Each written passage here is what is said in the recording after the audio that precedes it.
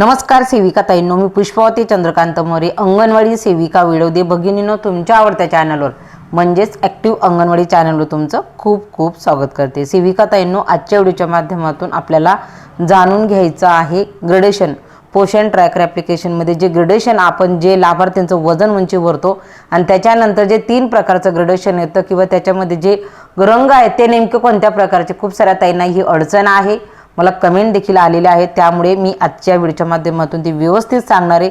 तत्पूर्वी एप्रिल महिन्याचं केंद्राचं मानधन हे कालच जमा झालेलं आहे आणि राज्याचं देखील आज उद्यामध्ये जमा होण्याची शक्यता आहे। त्याच्यामुळे ताईंनो टेन्शन घेऊ नका, पण मार्च महिन्याचा प्रोत्साहन भत्ता मात्र अजूनही आपला बाकी आहे, तर तो देखील लवकरात लवकर पडणं अपेक्षित आहे, एवढंच सांगू शकते। आणि आजच्या व्हिडिओला सुरुवात करते। बघा, व्हिडिओ पूर्ण बघा, त्याच्याशिवाय आपलं मत बनवू नका। आणि आतापर्यंत आणि तुम्हा सगळ्या ताईंचं मी मनापासून खूप खूप आभार व्यक्त करते की आतापर्यंत आपल्या चॅनलला 2.7 करोड असे व्ह्यूज आपल्या माध्यमातून आपल्या आवडत्या चॅनलला प्राप्त झालेले आहेत। त्याच्यामुळे मी आपल्या सगळ्यांचे पुष्पावती मोरे आपल्या ॲक्टिव्ह अंगणवाडी चॅनलच्या टीमच्या वतीने मी तुमच्या सगळ्यांचे खूप खूप आभार मानते आणि आजच्या व्हिडिओला सुरुवात करते। ताईंनो, असाच आशीर्वाद आपल्या ह्या चॅनलवर नेहमी असू द्या, प्रेम असू द्या। चॅनलवर तुम्ही अजूनही नवीन असाल तर सबस्क्राईब करायला विसरू नका। का विसरू नका? कारण की ह्या चॅनलच्या माध्यमातून पोषण ट्रॅकर ॲप्लिकेशनच्या अडचणी असतील, पोषण ट्रॅकरवर येणारी अपडेट असतील, मातृवंदना ॲप्लिकेशन असेल किंवा अंगणवाडीचं कुठलंही काम असेल, तर या संदर्भामध्ये सगळ्यात पहिली माहिती कुठल्या शासनाचा आपल्या अंगणवाडी धरून जी आर आला तो देखील तुम्हाला आपल्या चॅनलच्या माध्यमातून लगेच सांगितला। एवढंच नाही तर अंगणवाडीमध्ये आपल्याला आकारयुक्त जो आपण अभ्यासक्रम घेतो आता जे आपलं सुरू आहे, तर त्या पद्धतीने देखील या अंगणवाडी या चॅनलवर सगळ्या गोष्टी टाकल्या जातात। त्याच्यामुळे ताईंनो ह्या चॅनलला नक्कीच जोडून राहा, भविष्यामध्ये तुम्हाला नक्कीच याचा फायदा होईल। आणि परत एकदा तुम्हा सगळ्या भगिनींचं, माझ्या सगळ्या मोठ्या लहान ताईंचं मनापासून आभार व्यक्त करते। असं ह्या चॅनलवर प्रेम असू द्या। चला आता व्हिडिओला सुरुवात करते। तर आज आपण जाणून घेणार आहोत लाभार्थी मॉड्यूलमध्ये जाऊन जे महत्त्वाचं आहे। आता त्याच्यासाठी मी एक कुठला तरी वयोगट निवडावा लागेल जेणेकरून तुम्हाला ते स्पष्ट सांगता येईल। तर बघा, त्याच्यासाठी मी जो वयोगट निवडलेला आहे तो म्हणजे 6 महिने तर 3 वर्ष। हे खूप महत्त्वाचं ताईंनो, कारण की खूप साऱ्या ताई नवीन लागलेल्या आहेत, त्यांना देखील ही गोष्ट लवकर लक्षात येणार नाही। म्हणूनच मी आजच्या व्हिडिओच्या माध्यमातून ठरवलं की माझ्या सगळ्या ताईंना ह्या गोष्टी क्लिअर केल्याशिवाय त्यांना त्या लक्षात येणार नाही। तर आपण वजन आणि उंची भरतो बघा। आता सगळ्यात पहिले जर तुम्हाला जे बघायचं असेल तर ते म्हणजे आपल्याला स्क्रीनवर जर तुम्ही पाहत असाल तर तुम्हाला हे रंग दिसत आहेत बघा। या पानावरील रंगाचा अर्थ काय? तुम्ही इथं क्लिक केलं का तुम्हाला इथे दिसणार आहे, तेच इथं खाली देखील आहे। तर बघा, याच्यावर आपण क्लिक केलं तर आपल्याला हे दिसतं बघा, इथं दिलेलं आहे जास्त म्हणजे वरच्या राऊंडचा म्हणजे हा जो राऊंड आहे, हा या राऊंडवर आपल्याला ते अपेक्षित आहे। त्या राऊंडचा रंग जर तुमचा लाल असेल, डार्क लाल, तर ते बालक तुमचं सॅमला आहे। आणि हेच राऊंड जर तुमचं पिवळं असेल तर ते बालक तुमचं मॅमला आहे। आणि हाच राऊंड जर तुमचा ह्या रंगाचा असेल तर ते बाळ तुमचं जाड आहे, ज्याला आपण ओव्हरवेट म्हणतो। त्याच्यानंतर जर ह्या रंगाचा जर राऊंड असेल तर ते बालक तुमचं अति जाड, अति लठ्ठ आहे, म्हणजे त्याला आपण ओबेज असे म्हणतो। आणि त्याच्यानंतर जर ग्रीन कलरचा असेल बघा तर ते बालक तुमचं नॉर्मल आहे। आता हे कुठल्या श्रेणी संदर्भात आहे, कशा संदर्भात आहे, हे सगळं आपल्याला बघून घ्यायचं आहे। आणि याच्यावर मी तुम्हाला मासिक अहवालामध्ये देखील दाखवणार की आपलं प्रोत्साहन भत्ता देखील बऱ्याचशा ताईंचा याच्यामुळे जातोय, कारण तुमचे बालकं खास करून ह्या 2 कॉलममध्ये जास्त प्रमाणामध्ये येत आहेत, याच्यामध्ये जास्त प्रमाणात येत असल्यामुळे देखील आपल्या बऱ्याचशा ताईंचा प्रोत्साहन भत्ता हा जाते। म्हणून तुमचा कुठल्याही प्रकारचं नुकसान होऊ नये ते तुम्हाला तंतोतंत समजावं म्हणून व्हिडिओच्या माध्यमातून मी विषय रिपीट करत असते ताईंनो। त्याच्यामुळे व्यवस्थित बघा, नक्कीच तुमचं लक्षात येणार आहे। तर आपल्याला आता बघून घ्यायचं, जे तुम्हाला मी दाखवलं तर तेच मी तुम्हाला आता स्क्रीनवर दाखवणार आहे बघा। आता हे जर तुम्ही पाहिलं इथं हे याच्यावर जो तुम्ही बघा हा जो राऊंड आहे तो राऊंड नेमका बघा आणि त्याच्यामध्ये क्लिक केलं का तुम्हाला तिथं वरच दिसणार आहे। त्या लाभार्थीच्या आता आपण मध्ये जाणार आहोत बघा। हा राऊंडचा अर्थ आपल्याला समजून घ्यायचा, तुम्हाला स्क्रीनवर मी दाखवलं इथं जे वर कलर आहे तेच आपल्याला आता इथं मध्ये बघून घ्यायचे। त्याच्यासाठी आपल्याला ह्या बालकाच्या इथं मध्ये क्लिक करायचं आहे बघा। त्या बालकाच्या नावावर क्लिक केल्यानंतर जर तुम्ही पाहिलं तर इथे तुमचं लक्षात येईल की नेमकं त्या बालकाचं आपल्याला जे बघायचं आहे की तो बालक हा ओव्हरवेटमध्ये आहे, म्हणजे तो बालक जाड आहे बघा। इथं तुम्ही जर बघितलं तर हे कशानुसार, ही श्रेणी नेमकी कशानुसार, तर त्या बालकाचं जे वजन आहे ते खूप जास्त आहे, म्हणजे जेवढी उंची तेवढंच त्याचं वजन असणं अपेक्षित आहे उंचीला धरून, परंतु त्याचं उंचीच्या मानाने त्याचं जे वजन आहे खूप जास्त आहे, किंवा मग तो बुटका आहे आणि त्याचं वजन जास्त आहे, असे याचे दोन अर्थ होतात. याचा अर्थ हा ओव्हरवेट आहे म्हणजे तो जाड आहे, आणि अशा मुलांना भविष्यामध्ये वेगवेगळे आजार होऊ शकतात. आपल्याला सगळ्यांना माहिती आहे ओव्हरवेट झालं, जाडपणा आला तर शुगर सारखा आजार हा भविष्यामध्ये होऊ शकतो. म्हणून हा खूप मोठी धोक्याची घंटा आहे, आणि हे जर चुकीने टाकलं जात असेल तर ते दुरुस्त करण्याची संधी 15 तारखेनंतर परीक्षिका मॅडम यांच्या पोषण ट्रॅकर ॲपमध्ये, परीक्षिका मॅडम यांच्या ॲपमध्ये दुरुस्ती करून होते. त्याच्यामुळे 15 तारीख झाल्या उलटल्यानंतर त्यांच्या पोर्टलवर बदल हा होतो. त्याच्यामुळे जर चुकून तुमच्याकडनं हे टाकलं गेलं आणि हे बालक जर ओव्हरवेटमध्ये आलं म्हणजे जाडपणामध्ये जर येत असेल तर ते करेक्शन आपण करू शकतो. त्याच्यानंतर त्याच्या खाली जर तुम्ही पाहिलं, त्याच्या खाली जर आपण बघितलं तर तुम्हाला इथे दिसणार आहे बुटकेपणाचा प्रकार. जर तो बालक ओव्हरवेट आहे म्हणजे नक्कीच त्याचं उंची जी आहे वयाच्या मानाने त्याची उंची कमी आहे, म्हणून तो SCMला आलेला आहे. म्हणजे तो अतितीव्र बुटका आहे, अतितीव्र बुटका आहे, म्हणजे तो बालक खूपच कमी बुटका आहे आणि त्याचं वजन खूपच जास्त आहे. म्हणजे या दोघी गोष्टी चुकीच्या आहेत. त्याचं वयानुसार उंची पण असणं बरोबर आहे आणि उंचीनुसार त्याचं वजन असणं देखील बरोबर आहे.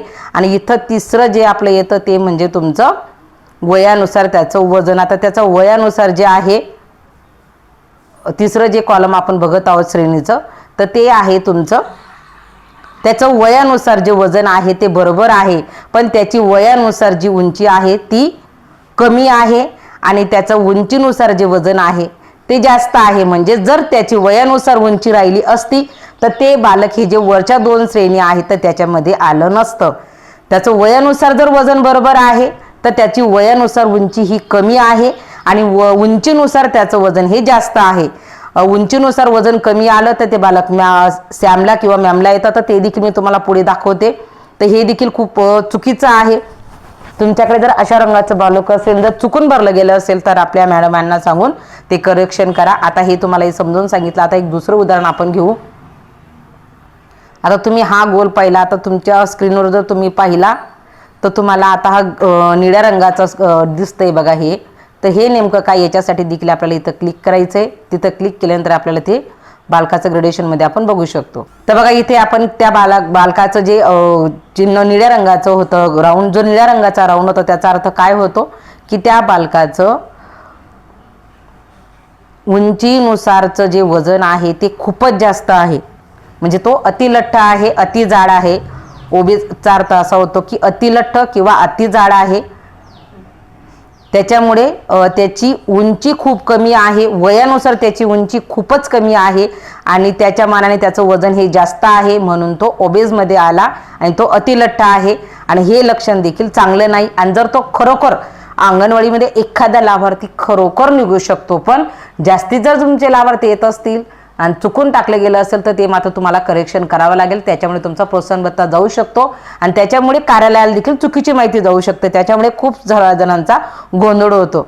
पण त्याचं वयानुसार वजन मात्र नॉर्मल आहे, म्हणजे ते वजन जे आहे वयानुसार त्याचं वजन अगदी परफेक्ट आहे. तर अशा ह्या श्रेण्या आहेत. आता आपल्याला आणखी दुसऱ्या राऊंडचा आपल्याला म्हणजे दुसऱ्या कलरचा आपल्याला बघून घ्यायचं आहे. इथे बालकाचा म्हणजे हे जे वरचा पिवळा राऊंड आहे त्याचा वरचा जो कॉलम असतो आपला राऊंडचा जो रंग आहे तो पहिलंच ग्रेडेशन तुमचं येत असतं. त्याच्यामुळे या राऊंडचे अर्थ इथं वर दिलेले आहेत. ते अर्थ तुमचा जो राऊंड आहे वरचा त्याचा आहे, त्या ग्रेडेशनचा आहे, असं एवढं लक्षात ठेवा. तर आता आपल्याला हे जे पिवळं आहे तर हे बघून घ्यायचं. पिवळं म्हणजे काय, नेमकं हे बालक मॅमचं आहे, पण आपल्याला त्याच्यासाठी त्याच्या नावावर जाऊन ते बघून घ्यावं लागेल. बघा आता आपण पिवळ्या राऊंडच्या बालकाचं पण क्लिक करून पाहिलं, जर तुम्ही इथं पाहिलं तर त्या बालकाचं ते बालक मॅममध्ये आहे. आता याचा अर्थ काय होतो की बालकाच्या उंचीनुसार बालकाचं वजन कमी आहे. इथं बालकाच्या उंचीनुसार त्याचं वजन कमी आहे, हा मध्यम कुपोषणात आलेला आहे, म्हणजे हा मॅममध्ये आलेला आहे.